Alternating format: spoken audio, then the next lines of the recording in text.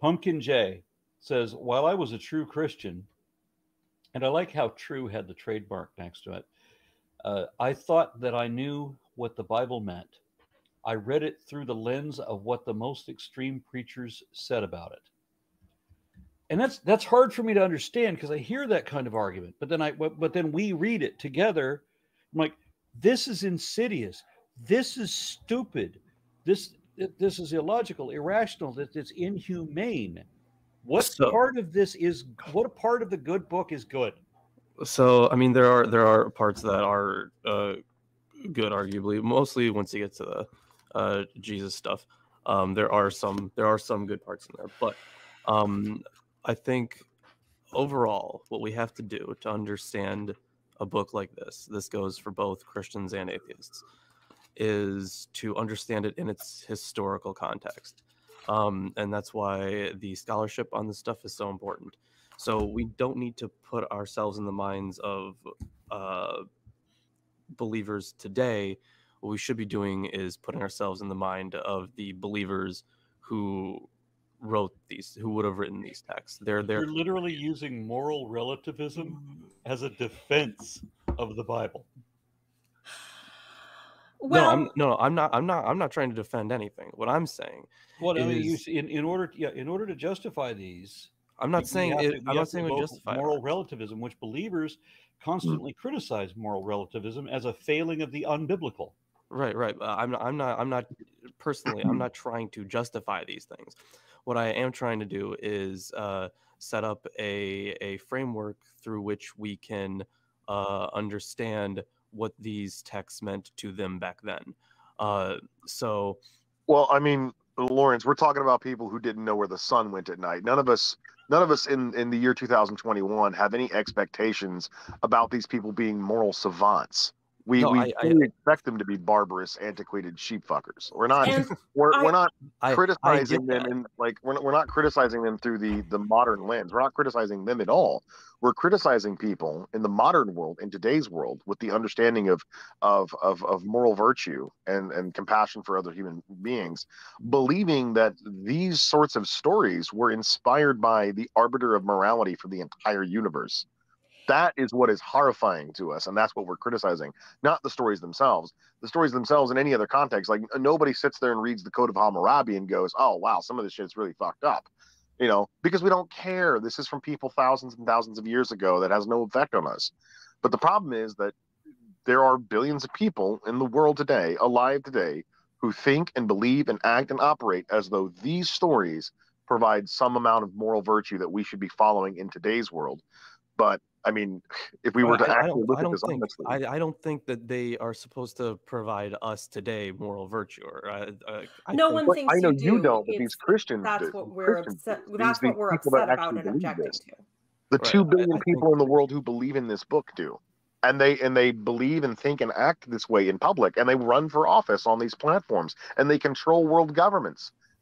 This book also tells you that that believe it and don't question it. This is the word of God. So, if this is the way they saw it, sure.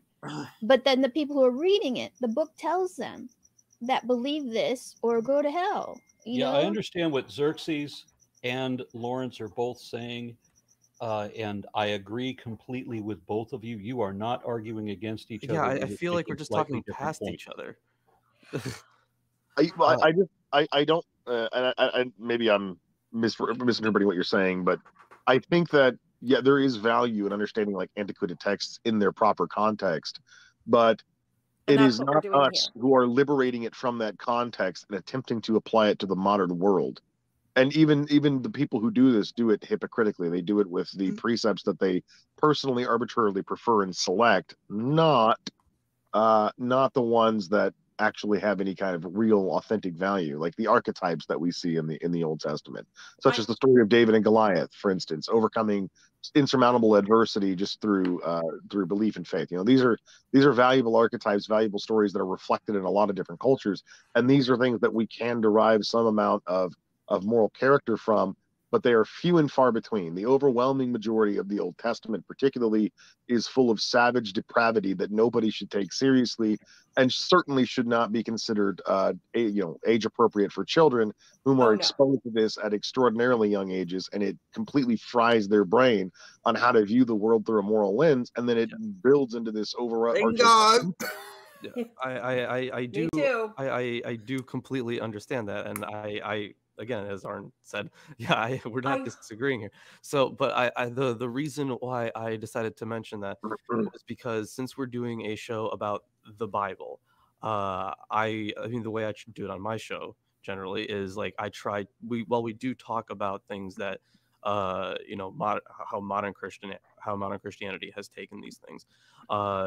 I am more interested in the composition of these works, and I feel like for a Bible show, if we're trying to do some study about the book itself, then for me it is more useful, because I'm not saying that like the talking about the way that Christians have taken this stuff isn't useful, but from my point of view, in order to even get close to being on the same page, we first need to understand where this book comes from, which is why I am so concentrated on the historical setting of the authors. It helps me knowing the history of where it came from and understanding the context and the background of it. But why not both? Why a dichotomy? For my deconstruction, learning historical context certainly helped. I think opposing these really immoral versions of Christianity will only be helped by having greater literacy about the scholarship and about the actual context of these stories. That I know that did a huge benefit for me. It's done benefits for people. I know we've mentioned Christian men. My father is a Christian man, and a very good one, and he no longer believes in hell. So like there are people who want to move away from harmful ideas and who can do that, and hopefully discussing that information will be helpful.